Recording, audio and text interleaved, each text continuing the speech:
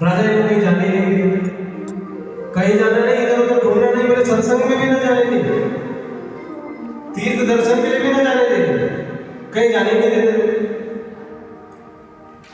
बड़ी मुश्किल से जाने दिए, बोले प्रयागराज जाऊंगा, दर्शन करने जाऊंगा। प्रयागराज जब दर्शन करने के लिए गए,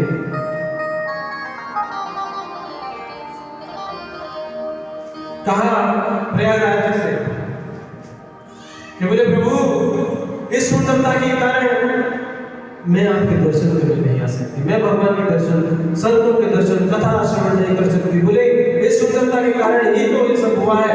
बोले भगवान जब मुझे अगला जन्म मिले तो ना मैं किसी राजा की बेटी बनूं, ना मैं किसी राजा की रानी बनूं, और ना मैं सुंदर बनूं, मुझे किसी भी कुल में जन्म दे देना, लेकिन जहां से मैं आपकी भक्ति कर सकूं, बोले ऐसे जगह मुझे जरूर देना। अब कूद गई और अपने शरीर का परित्याग कर दिया। बोले सब फिर इनका जन्म हुआ सबरपुर में, इसलिए इनको क्या कहते हैं, सबरी। सबरी छोटी सी थी कि एक दिन देखा इनके पिता जंगल के राजा थे, इन्होंने, इनका विवाह होने वाला था, तो जंगल में कोई फसल तो उगाई नहीं जाती, जंगल में तो एक ही चीज होती है, क्या बोले मांसाहार, वो उसका मांसाहार है, वो उसका मांसाहार है। तो बोले विवाह में ऐसा होता है। सबरी का जो विवाह कराया गया तो भोजन पाने के लिए क्या क्या किया गया, बोले कई सारे पशुओं को पकड़ा गया और उनको एक बाड़े में बांध दिया गया। बाड़ा ही होता है ना, उसको बाड़ा बोलते हैं। तो बाड़े में बांध दिया गया जंगली जानवर बहुत सारे। सबरी जी के बाल बना रही है उनकी माँ, बाल गूंथ रही है उनकी माँ। सबरी जी कहती, बोले माँ इतने सारे जानवर एक साथ तो मैंने कभी नहीं देखे, ये क्या हो रहा है? तो कहा कि बोले ये बेटा तुम्हारा कल विवाह है। क्या है तुम्हारा कल विवाह है? क्या है? विवाह। हाँ, तो आपका कल विवाह होगा, इसीलिए जो बाराती आएंगे ये उनके खाने पीने की व्यवस्था है। बोले इनको मारा जाएगा और इनको पका करके खिलाया जाएगा। बोले मेरी मैया, मेरे विवाह के लिए इतने जानवरों को मारा जाएगा? बोले हाँ बेटा, बाराती बहुत आएंगे ना। तो बोले मेरे अकेले के विवाह के लिए इतने इतने जानवरों को मारा जाएगा? बोले हाँ। कहा रात में उनको ये चैन ही नहीं पड़ा कि मेरा कल विवाह होगा और इतने जानवर मारे जाएंगे। अरे मैं अगर रहूंगी ही नहीं तो विवाह होगा ही नहीं, और विवाह होगा ही नहीं तो पशु मरेंगे नहीं। तो क्या किया, रात को ही उठ के चली गई। कल विवाह था, रात को उठ के चली गई। बोले मैं नहीं रहूंगी ऐसी जगह पर जहां पर मेरी वजह से इतनी हत्याएं हैं, मेरी वजह से इतनी हत्याएं हो। उठी और कहा एक संत की कुटिया में आई। नीच जाति की है कौन? सबरी जी। नीच जाति की है सबरी जी। तो सबरी जी क्या करती है, बोले उस आश्रम तक नहीं जाती, उस आश्रम तक नहीं जाती। क्या करती है, कोई बोलते हैं बोले महाराज सेवा बताओ, सेवा बताओ, सेवा बताओ। अरे बताना क्या होता है, सेवा करना होता है कि बताना होता है? जिसको सेवा करना होता है वो पूछता नहीं है कि सेवा क्या करनी है। मुझे राजा रामचंद्र भगवान की जय हो। जिसको सेवा करना होता है उसको बताना नहीं पड़ता कि सेवा क्या करनी है।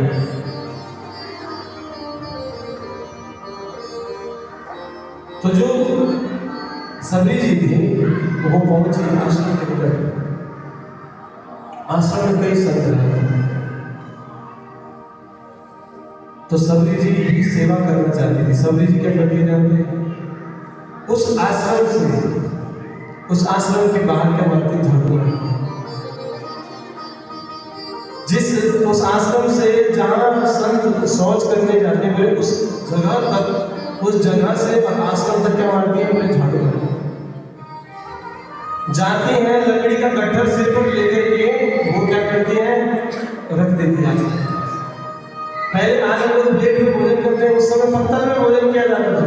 तो वो क्या करते हैं, जंगल से पत्ते तोड़ करके पत्तल और पत्तल का गट्ठर लेकर के वो कहाँ रखती थी? आश्रम के बाहर रखती थी।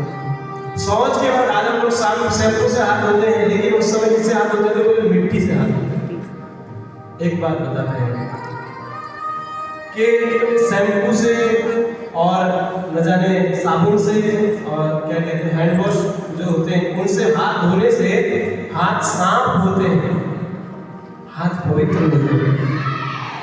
एक होता है साफ होना और एक होता है पवित्र होना। साफ होने में और पवित्र होने में बहुत फर्क है।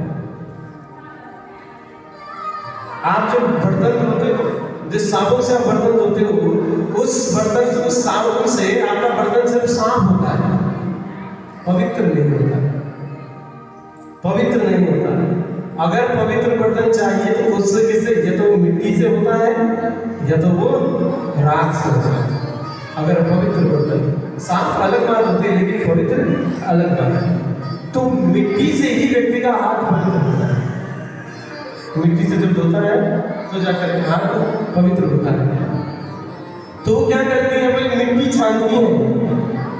कैसे रहते हैं? मिट्टी कोई ऐसे रहते हैं, कोई बारीक रहती है, तो बोले उनको छानती है। और शौच के बाद जब हाथ धोते हैं तो बोले उसके लिए मिट्टी को अलग से छानती है। गुरुजी ने पूछा कि ये कौन आता है सुबह सुबह? रास्ते में झाड़ू लगा हुआ मिलता है, ठीक है, पत्तल बनी हुई मिलती है और लकड़ी का गट्ठर आया हुआ रहता है, मिट्टी छनी हुई रहती है, सब कुछ कौन कर रहा है? शिष्य ने बोला गुरुजी हमारा तो काम आसान होने क्यों हम चुप कर पड़े, कोई भी करे। तो गुरुजी के अपने शिष्य थे, उन्होंने कहा बोले गुरुजी आप इतना टेंशन क्यों लेते हो? अरे कोई आ रहा है, कर रहा है, कर तो रहा है, कम से कम क्यों आप इतना जो आ रहा है कर रहे हो? गुरुजी को टेंशन, गुरुजी को चिंता था कि महाराज ये कौन है, इतने निस्वार्थ सामने नहीं आ रहा है, फिर भी सेवा ये नहीं होता महाराज। लोग ऐसा नहीं बोले, पता भी नहीं चलता है कि कब ये क्या होगा। तो सबरी जी क्या करते हैं? सबरी जी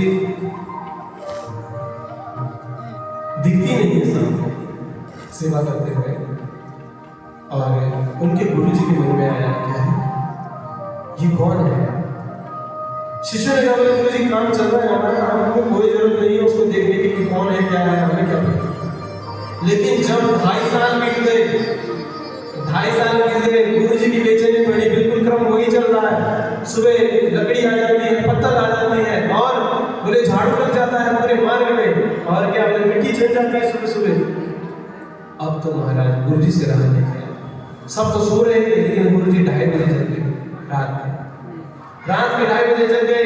और जैसे ही सबरी मैया झाड़ू लगा करके लकड़ी का गट्ठर, एक हाथ में लकड़ी का गट्ठर, 2 हाथ में लकड़ी के गट्ठर, और सिर पर जैसे ही पत्तल लेकर के चल रही थी, और जैसे ही आगे बढ़ी कि उतने में गुरुजी आए, बोले चोर चोर चोर। अब तो मारा, वो गट्ठर भी गिरा, वो पत्तल भी गिरा, फिर मारा, चोर नहीं चोर नहीं। बोले नहीं नहीं चोर हो चोर हो चोर हो। बोले प्रभु मैंने क्या चोरी करी? तो बोले तुमने सेवा की चोरी करी है, तुमने सेवा चुराई है लोगों की, और सेवा चुराने के बाद तुमने हमारे मन को चुरा लिया है, तुमने हमारे मन को चुरा लिया है। जिस प्रकार सेवा करते करते आज मुझे तुम तक आना पड़ा है। जाओ सबरी, मैं तुम्हें वरदान देता हूँ कि भगवान भी तुम्हारी सेवा से प्रसन्न होकर तुम्हारे पास आए, तुम्हें वरदान। अब गुरुजी ने कह दिया कि बेटा भगवान आएंगे। गुरुजी के साथ कभी क्यों नहीं हुई होती? हमारे गुरुजी हमको एक दिन बोले कि चलो चलो, तो हमने पूछा कहाँ? तो हमारे गुरुदेव गुरु भाई जो होते हैं वो बोलते हैं, बोले गुरुजी से कभी मत पूछना कि कहाँ।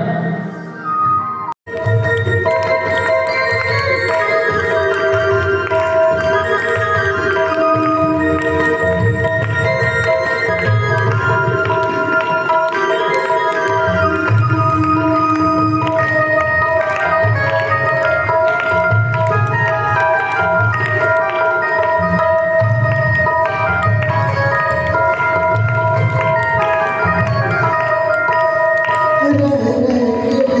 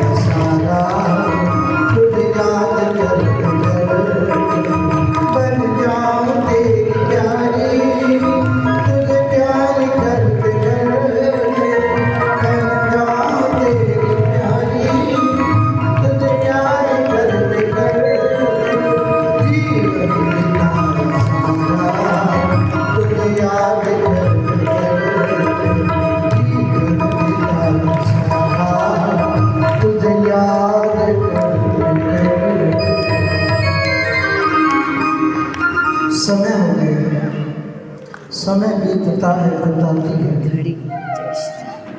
परसों क्या है, राम जी की वर्षगांठ है, पहली वर्षगांठ है। 22 जनवरी को राम जी का उत्सव, प्रथम वर्षगांठ है।